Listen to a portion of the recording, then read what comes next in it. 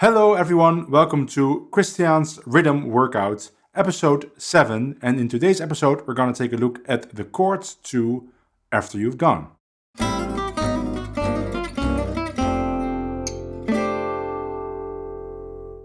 If you're new to this series, this is the series in which I teach you how to play rhythm for a certain song, the way I would play rhythm for it. Now, I'm not going to go into the mechanics of Gypsy jazz rhythm because I already made 2 comprehensive tutorials about that, and I will link those videos in the description and also in the comments. So check those out if you want to learn how to play rhythm. But if you want to learn how to play After You've Gone, then you're at the right address or the right video. And then later this week, I'm going to make a video about how to improvise over the chords of After You've Gone, so you'll have a complete overview for that particular song. Now, the other important aspect of this series is that you get to practice with a backing track with only bass. So I programmed a bass on a steady click. In this case, it's I think 230 BPM, and you can hear the bass in this episode through this little box. So it might be a little bit low volume.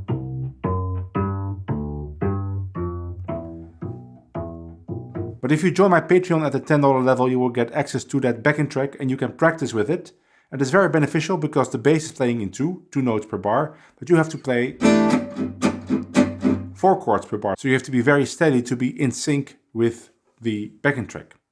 So let's get started and let's make a quick run through the chords. So After You've Gone starts on the 4 chord and the song is in G, at least this version. It's also played in the key of F or the key of B flat, but for this video it's in G, that's the most common key. It starts on the 4 chord, which is a C, and normally if I would play C, I would play it here, like I did in All of Me, which is I think episode 1 of this series. But for this song I decided to start here, at fret number 8, with this quite challenging chord grip if you've never played it, because it's 8, 10, 10, 9, 10, 10. But as usual, I only focus on the lowest 4 strings, so you kind of hear those 4 strings.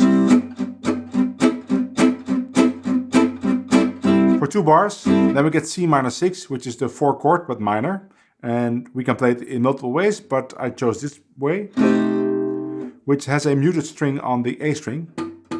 By the way, if you want to download this chart, you can download it from my Patreon, but it's already available at the $5 level. So 2 bars C, 2 bars C minor 6. Then we're going to go to G6, which I play like this. Which again is quite challenging because it's 6 strings with 3 fingers. So there's 2 strings on my second finger, 2 strings on my first finger, and 2 strings on my third finger. But because I'm only playing the lowest 4 strings, the focus is mostly on these 2 fingers. To E7. Now E7 looks a lot like C minor 6, right? But only fret lower. But the difference is there's now 2 strings on my second finger, both the note on the E string and the note on the A string. And that's quite challenging in the beginning to play that, to have those 2 notes ringing while there's also a note on the D string under my first finger. Usually when you try this first, one of those 3 notes will be muted. So it's just a matter of turning your hand until you find an angle in which you can put this middle finger round enough for the D string to ring. So let's play those first 8 bars with the backing track.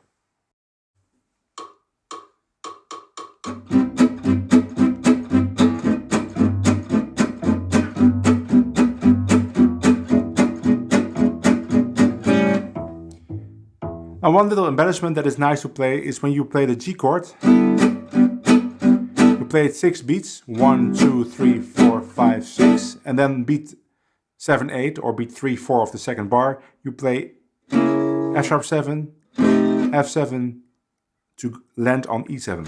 So you get this 1, 2, 3, 4, 1, 2, 3.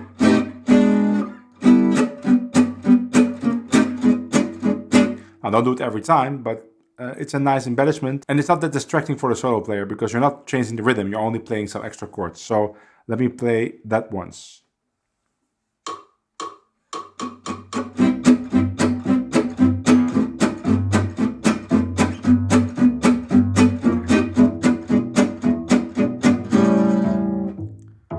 So then we arrive at bar 9. Bar 9 is A7 for 2 bars, with my favorite voicing on the lowest 4 strings, 5, 4, 5, 6, to D7 for 2 bars, which is the same as E7, but 2 frets lower, again with the 2 strings under my first finger, to G. And now I'm playing the G6 low on the neck, right? Instead of, now I'm using the same grip as I did for the C chord, but now on the 3rd fret. And it's basically, it's 3 bars of G, but it's nice to kind of hop once to the 5 chord. So I'm doing 1, 2, 3, 4, 1, 2, D7, 3, 4, 1, 2, 3, 4, G7, because now we go again to the 4 chord, which is a C again. So A7, D7, G, D, G, G7. I'm gonna play from the beginning.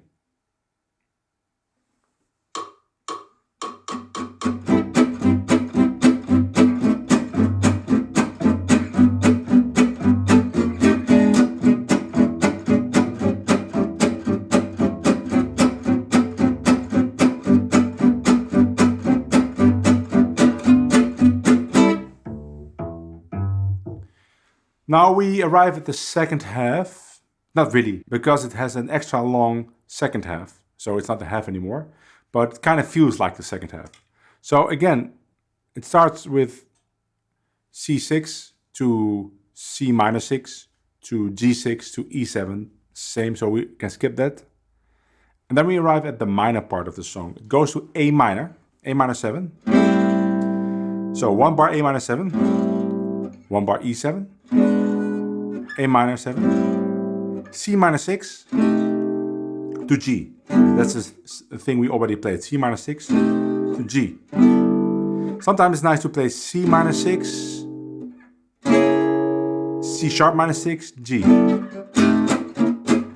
That's a nice effect. Or play C minor 6, F sharp 6. So you get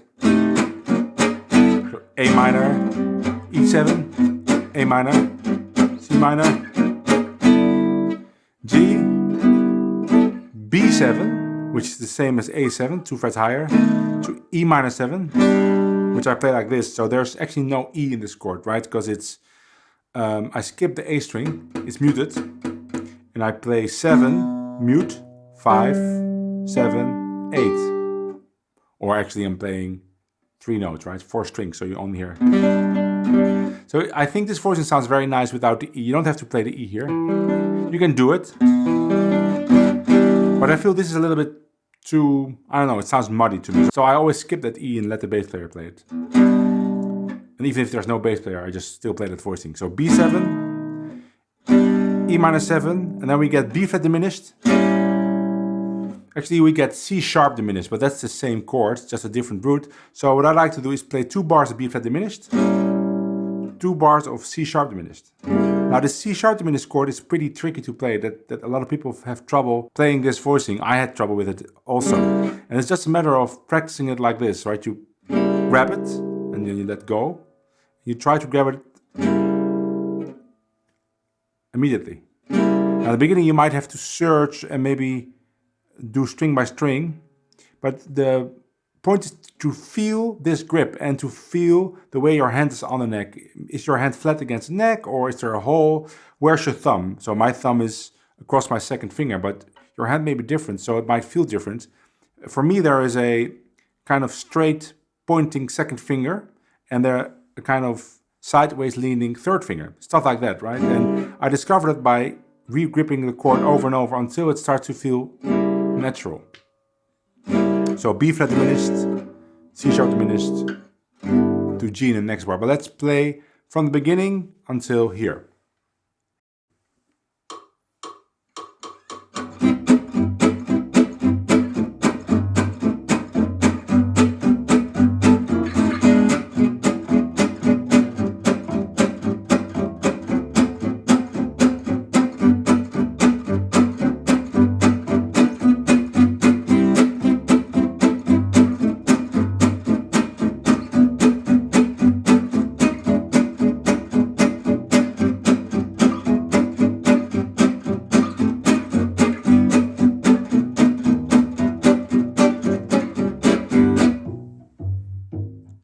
And now we arrive at the last 8 bars, and there are some really nice chords there.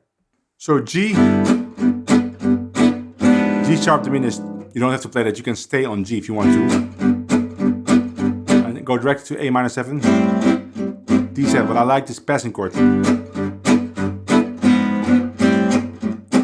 And now we get something that I learned from Stochelo that you can play in this song, but you could play it in any song that you have 3 bars of the 1 chord and then you're gonna go to the 4 chord, which doesn't happen in a ton of songs, but it does happen, for instance, in the first 4 bars of a blues.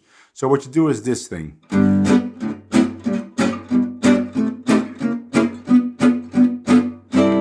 So it's basically G, D7, but with this A in the bass, B flat diminished, G with a B in the bass, and then F7, F sharp 7, G7. So you get this bass line.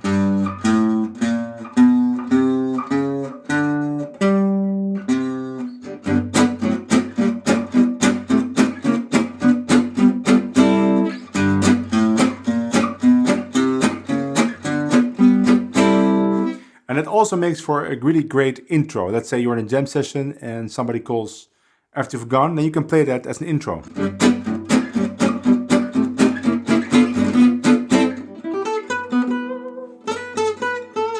So, a really nice thing to remember. You can also play it in the middle of the song, right? Because in the middle of the song it happens too, where we have C, C minor 6, G, E7, A7, D7, and now you can play it.